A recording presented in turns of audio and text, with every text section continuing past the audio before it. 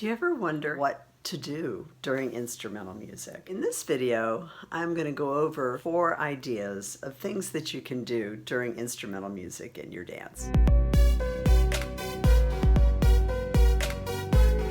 If we're meeting for the first time, I'm Lynn Hayden with Dancing for Him Ministries, and this is Worship Dance Tips and Techniques, where I go over all kinds of ideas and concepts related to praise and worship dancing and pageantry. So if you're new here, please consider hitting the subscribe button and the notifications bell so you'll be aware of what is coming up next. My goal is to help you, the worship dancer, to grow in your call to dance before the Lord.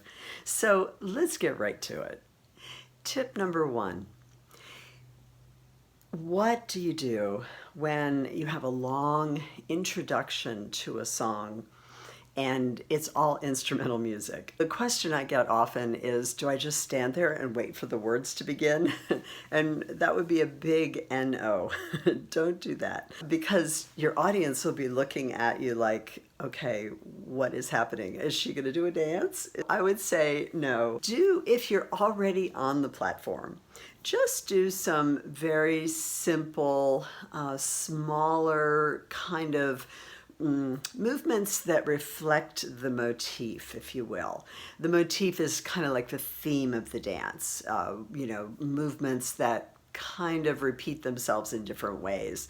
Like, for example, if you did house in sign language like this, you might do another house, over your head. You might have people doing a house, one arm is this way and another person's arm is like this way. And, so in other words, a motif is like a theme that's repeated in different ways throughout the dance.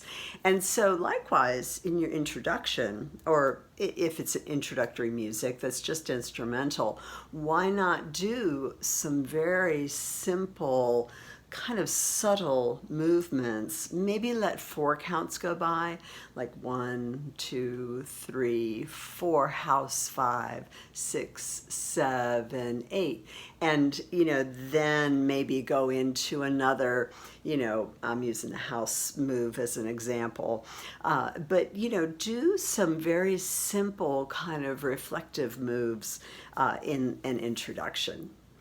A second tip to consider would be using the introduction music that's all instrumental as an entrance.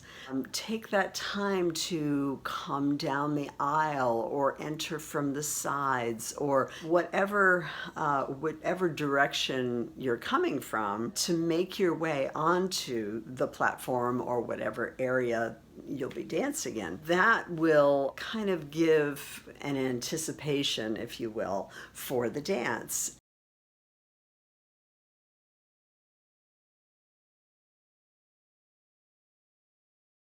Creating an entrance. Likewise, sometimes there's instrumental music at the end of a song, and you use that as an exit.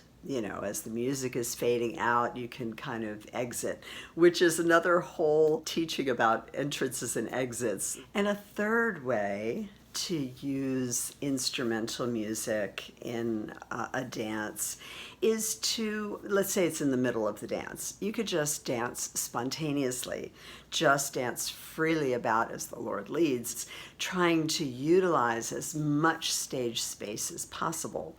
So a lot of times we tend to want to stay in one place in a dance, but really you have so many places you could go in your dance. And you can do that during that instrumental music. You can go forward and backwards. You can go all the way to stage left and all the way to stage right, and down the aisles, and in the front area, and in circles. And I mean, the possibilities are endless of utilizing the stage space where you can go, just dancing freely.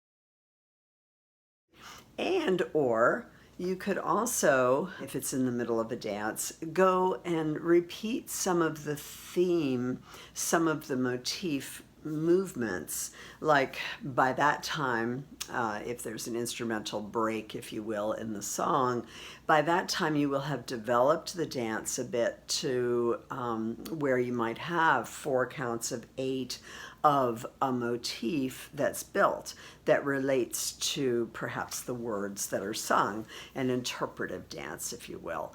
When the instrumental music comes on, a lot of times the instrumental music will reflect the music that's in the verse or the chorus anyway. So you could do those motif movements that you did earlier. So that's just an idea, something to do during instrumental music. You could also, do more levels, do a level change, go down to the floor and do some of the movements on the floor perhaps, or do more leaping if you're able. That's another thing that you could do during instrumental music in the middle of your song. And number 4, you could add a prop.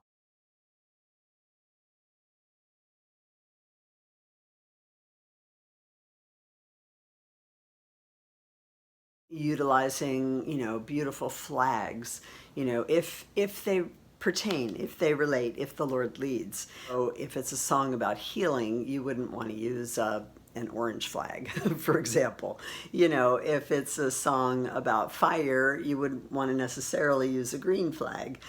So if it's a song that relates to healing, then you might want to have a set of green healing type flags available. If it's a song about, the river or water, you might want to have river blue and purples, kind of colors available, and fire like orangey red, and that kind of thing. And here's a tip, I've just got to throw this in here.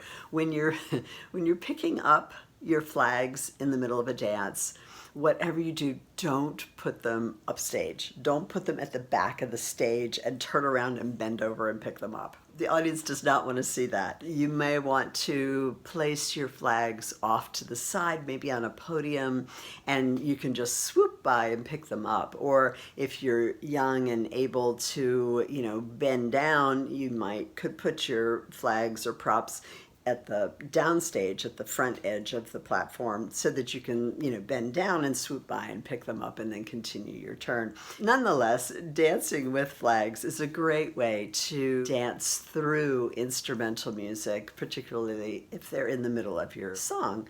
And then you can gracefully set them back down again to go into the rest of your song. So maybe swoop by and let them fall, off to the side, do a twirl or something, and lay them down easily off to the side, so it's not real obvious, not real noticeable that, oh, I'm done with the flags, and just throw them down.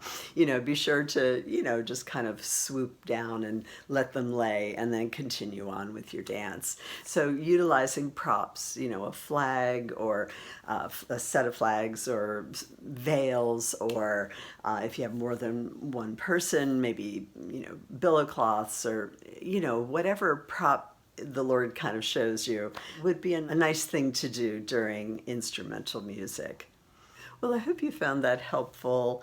I get a lot of questions about that usually, and a lot of that information and much more related to choreography is in the choreography series, the Divine Choreography Tips and Techniques book and DVDs. Of course, they all come in the digital download format or ebook as well. So I'll put a link in the description box below so you know where to find them. But I hope to see you at a conference, a retreat, or in the online school, and I'll see you in the next video. God bless.